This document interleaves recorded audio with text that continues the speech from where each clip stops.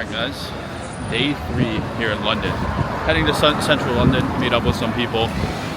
Meet up with Steve Laws, the leader of the Vanguard group as well.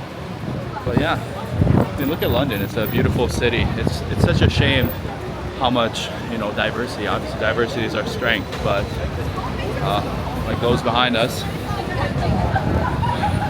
wearing turbans on their head, it's a shame. It really is a shame.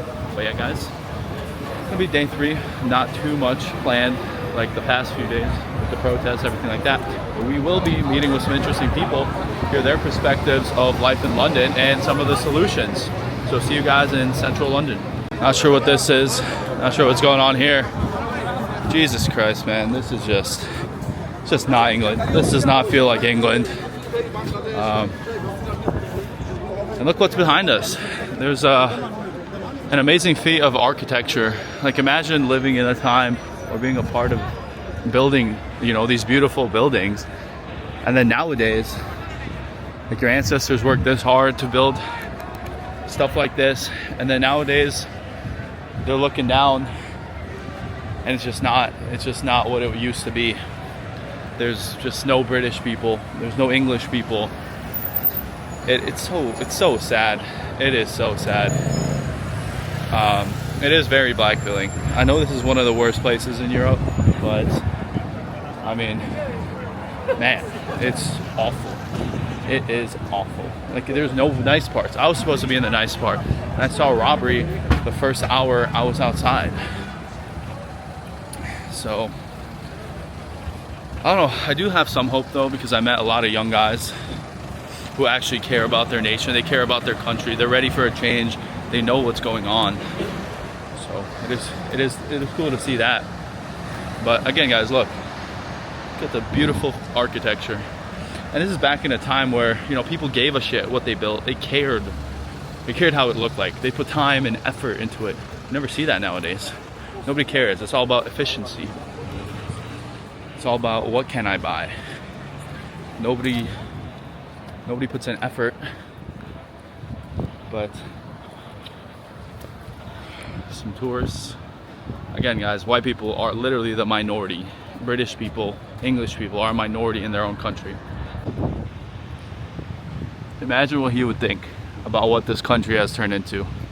Imagine the people who built these things, what sacrifice they put in just for their country to get overrun, invaded. Alright, so we are in the area where we're gonna meet up with the leader of Vanguard, Kai. If you guys saw the clip of the person who kicked out Avi, the guy with the brown guy with the Israeli flag at the protest 2 days ago, that's him. So it should be a fun time. I'm gonna ask him a few questions, a little quick interview. We'll see about his thoughts, you know, why he started the group, what his end goal is, and what he would like to see from the politicians in Britain, in London, and what change he would like to see, and what the average person can do who wants to stand up and fight for their country. So let's go check it out. So what? The intelligence building on the blue glass. Intelligence building? Pretty brown. Apparently the Packies bathe in there. So that's why I got the color. Look who we ran into. We just filmed a little sit-down interview. It'll be on my channel. Probably post some clips to Twitter as well. But if you guys have been following the protests at all, you definitely know who this British patriot is. Well, come on, man. I don't want to get arrested. We've seen it too. But yeah, what kind of happened there? Did you just run into Avi? Yeah, as I said to you, right, it's years overdue. And it emphasises clearly the dire state of this country, where a former IDF soldier and a proud Zionist can happily walk through what's supposed to be a nationalist rally and shake everyone's hand with no opposition, you know, yeah, with no challenge. So as I said, it's been years overdue, right? And things like this will only start to, you know, become more, you know, what's the word? It will continue to keep happening. As it's normalized, as people feel more comfortable, because even yesterday, we was going around, we was taking Israel flags off of people, And it got to the point where other English lads who didn't even know us started doing the same thing. So people there agree with us. Not everyone is there in support of Zionism, because that's not what it's supposed to be. So people just kind of need a little push. People just need a movement to follow as a little confidence boost, and this stuff will keep happening. Did you see, I think Tommy Robinson quote tweeted that video. He said, why don't you guys start your own protest? Why doesn't he stop sniffing coke? Why doesn't he stop doing drugs? Eh? All he's going to be known when he's dead is coke and Burberry. Yeah, he's a little Jewish druggie. Why does he have to support Zionism? Why can't it be exclusively national? Why can't he platform nationalist in country? Why can't he give people like Steve Laws or Jada de France platform to speak on issues in country? Why is he flying in fat brown people to do dances on stage? It doesn't make sense. It's not national. All right, walking over to the other side, the wind almost blew us away. Holy fuck. The weather here is awful. Actually, no, it's nice today. It's beautiful. I thought people were kind of lying when they said all this stuff about London. But man, it's all real. But the thing with London and this country is it's happened gradually over decades, right? Yeah. And that's why you've only seen an uprising recently. Over in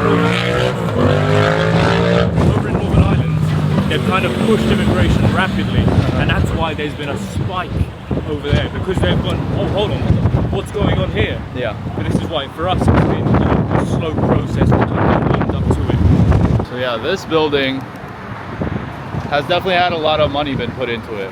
So what was it gonna, again, just for the audience? Yeah, it's the intelligence building, so foreign intelligence and domestic intelligence. Yeah, so apparently they're talking about both of us right now. I see them looking through the window. I don't know why. Risk to national security of just speaking the truth. Yeah, so all the money goes to, places like this, to the foreigners. Nothing to really help the British people, right? Absolutely. All it is, it's these people in here, these kind of people who are tracking, hatred, speaking the truth. Someone just exited the building.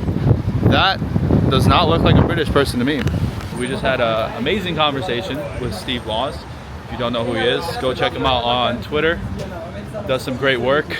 But yeah, what were your impressions in America? I know you said you went to New York. How was that?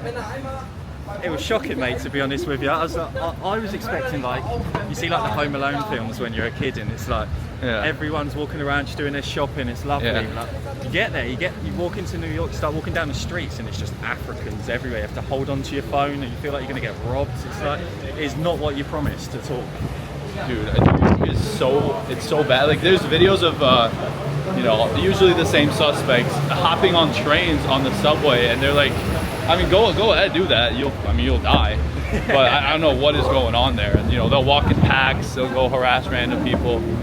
It's pretty bad. But I don't know if you could be talking too much shit living in London here.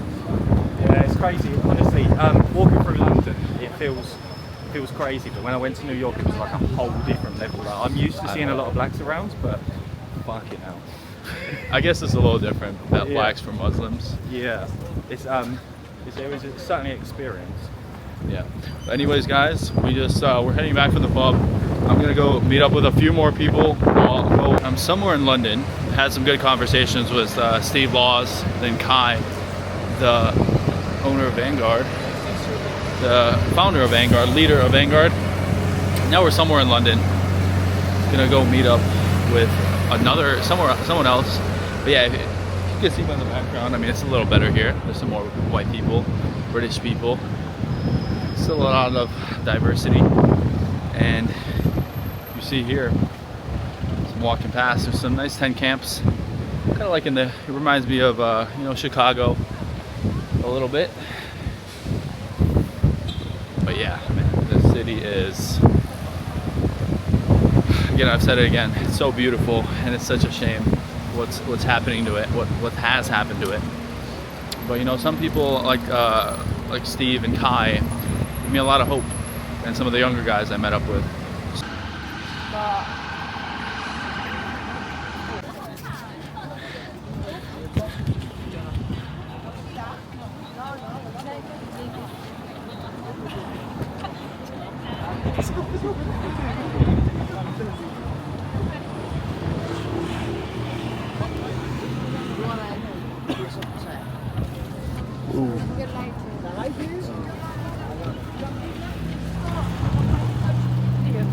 Why did you? Oh, you were stuck. Well, we ended up in the same spot we started this video. This was a nice little vlog, a little shorter than yesterday and the day before because there's not so much going on, but still a solid video. But yeah, I met up with some more cool guys at the pub. Always a great British experience to do that. But holy shit, man, I just saw so many mixed race couples on the train. It was so black feeling to be here sometimes, man. I'm gonna visit some more bad places like Birmingham and some nicer places where there's nicer areas. But anyways, going to meet up with someone else tonight. Thank you guys for watching the video, and tune in tomorrow. I will be asking people in Britain certain questions. See you then. And one more thing before I go, I had some British pie or something. It was all right. Nothing to over. If that's the best British food, come on guys, you could do better than that. I hope they don't see this video, but see you guys tomorrow.